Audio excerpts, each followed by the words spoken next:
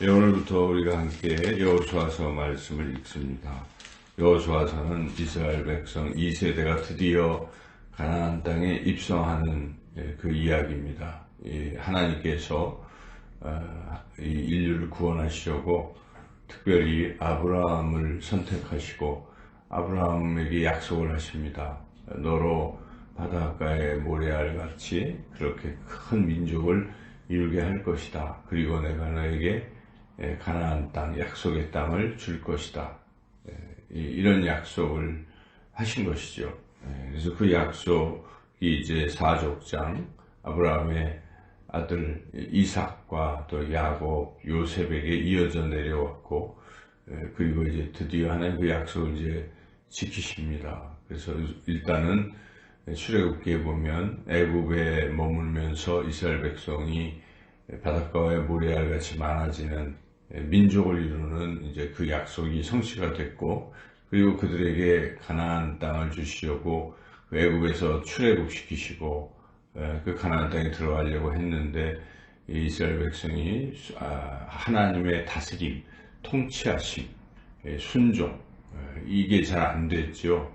근데 하나님의 약속은 하나님의 나라를 이루는 것이기 때문에 사람과 또 영토와 그리고 주권, 하나님의 다스림이 세 가지 삼박자가 이루어져야 하는 것인데 그 가장 중요한 하나님의 통치하심에 순종하지 않는 이것으로 인해서 하나님께서 그 약속 성취를 이제 잠시 유보하신 것입니다. 그래서 이스라엘 백성 1세대는 약속대로 가나안 땅에 들어가지 못하고 대신 광야에서 죽게 된 것입니다.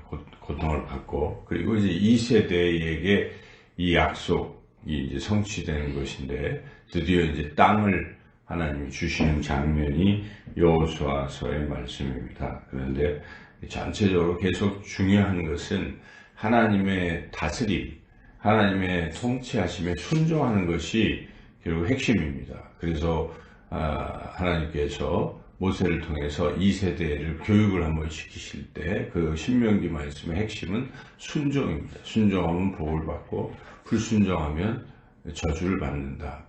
그것이 결론입니다. 그래서 하나님 말씀을 잘 들으라 하는 것입니다.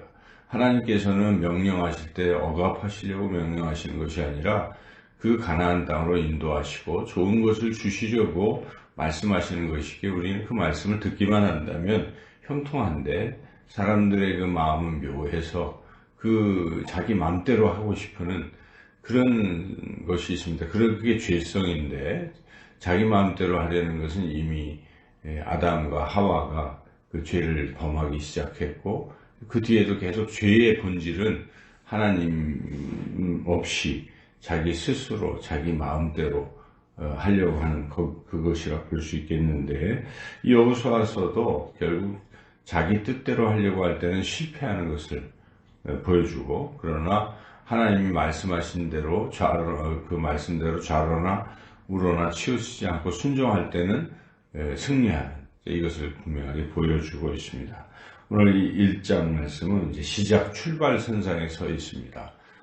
그래서 이들이 과연 하나님이 주신 약속 성취, 그 비전이 이루어지는 것을 경험하려면 어떻게 해야 되는가 하는 것을 잘 보여줍니다. 우리도 마찬가지입니다. 하나님 우리에게 약속을 주십니다. 각자에게 약속을 주시는 것도 있지만 공동체에게 약속을 주시는 것입니다. 특별히 우리 교회 공동체에게 하나님께서 비전을 주시고 약속을 주십니다. 2020년 하나님께서 반드시 이 교회를 든든히 세우시고 말씀과 기도로 부흥케 하실 것이다 하는 그 비전이 우리에게 주어졌습니다. 이 비전이 과연 어떻게 이루어질 것인가? 이스라엘 백성이 가나안 땅에 들어갈 수 있는 것처럼 우리에게 주어진 비전이 어떻게 하면 성취될 수 있을까? 오늘 1장에서 우리는 어떻게 하면 이 비전이 성취될 수 있는가를 잘 깨달아야 할 것입니다. 첫째는 이 지도자, 여기 지도자인 여호수아에게 필요한 것이 무엇인가를 하나님 말씀하십니다. 여호수아는 그동안 이스라엘 백성을 이끌던 훌륭한 모세, 하나님의 종 모세가 죽고 이제 이스라엘 백성을 인도해야 되는 중요한 책임을 맡게 되었을 때 첫 번째 이 여호수아는 굉장히 두려웠던 것이죠. 모세에 비해서 자기는 더 지도력도 부족하고 또 과제 자체도 모세가 가지고 있는 과제보다 더 힘듭니다. 도망치는 것과 이것은 남의 것을 이제 빼앗고 거기를 차지하는 것이니까 후자가 훨씬 더 어렵지 않겠어요. 그래서 여호수아는 굉장히 두려운 것이죠. 능력도 안 되는데 해야 할 일은 더 힘들고 어려운 과제.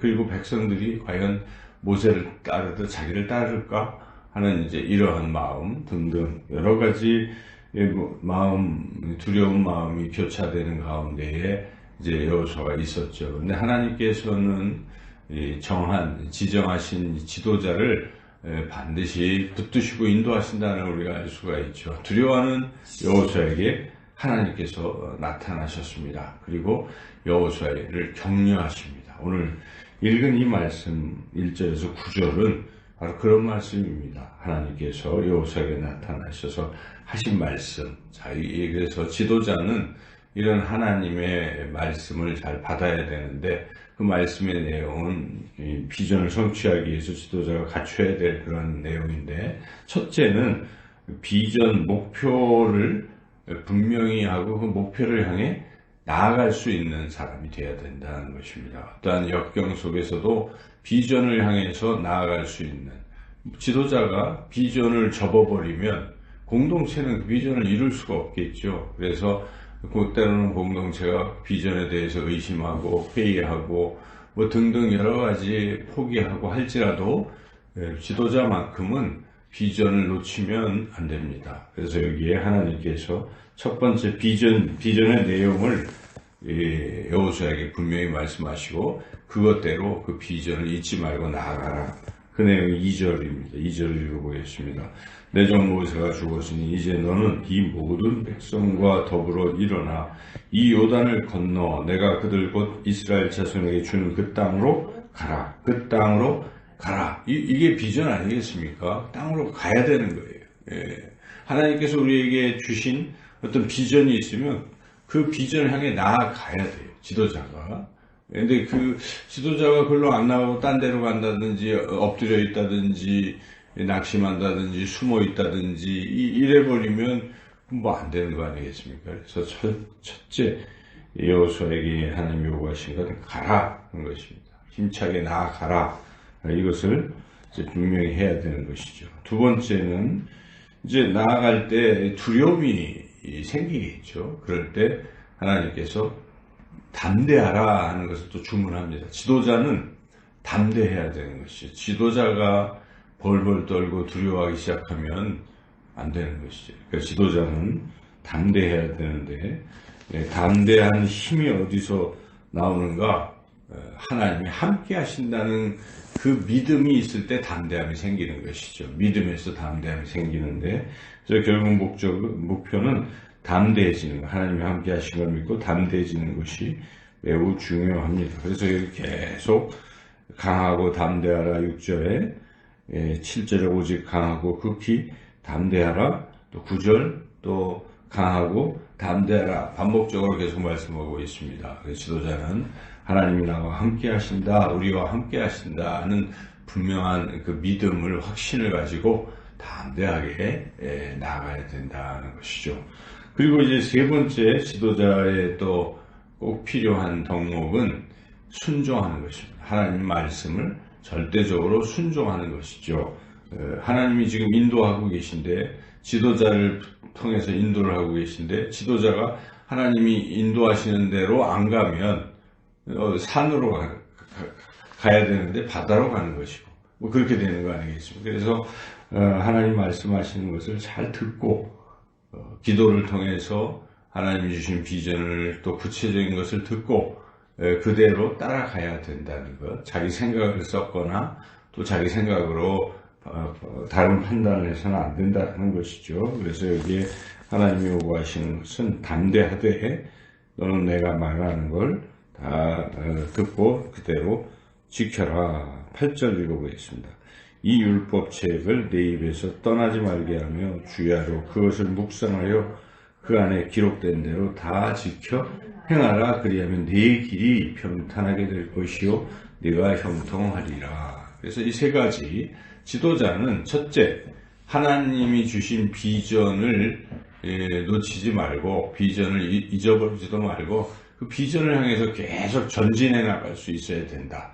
둘째는 그 길에 두려움을 버리고 하나님이 함께 하신 걸 믿고 담대하게 나아가야 된다. 세 번째는 이제 하나님께서 구체적으로 그 가나안 땅을 향해 갈 때 여러 가지 말씀을 해주십니다. 전투할 때는 이렇게 해야 된다부터 시작해서 또 나가기 전에 백성은 이렇게 준비시켜라. 이런 세미한 음성을 듣고 여호수아는 그대로 따라가는 것이죠. 그래서 철저히 하나님 말씀에 순종해야 되는 것이죠. 이 부분이 굉장히 중요한 것이 교회 공동체의 지도자가 하나님 말씀은 안 듣고 사람 말을 자꾸 듣고 환경이나 이런 거에 흔들리고 이 사람이 이렇게 얘기했다 해서 이렇게 쏠리고 저렇게 얘기했다 저렇게 쏠리면 그 배가 산으로 가는 것입니다. 그러니까 누가 뭐라고 해도 하나님의 말씀이 그러하다면 말씀대로만 나가면 되는 것이죠. 그러면 공동체 전체가 사는 길입니다. 공동체가 다 하나님 나라를 향해서 갈 수가 있는 것이죠.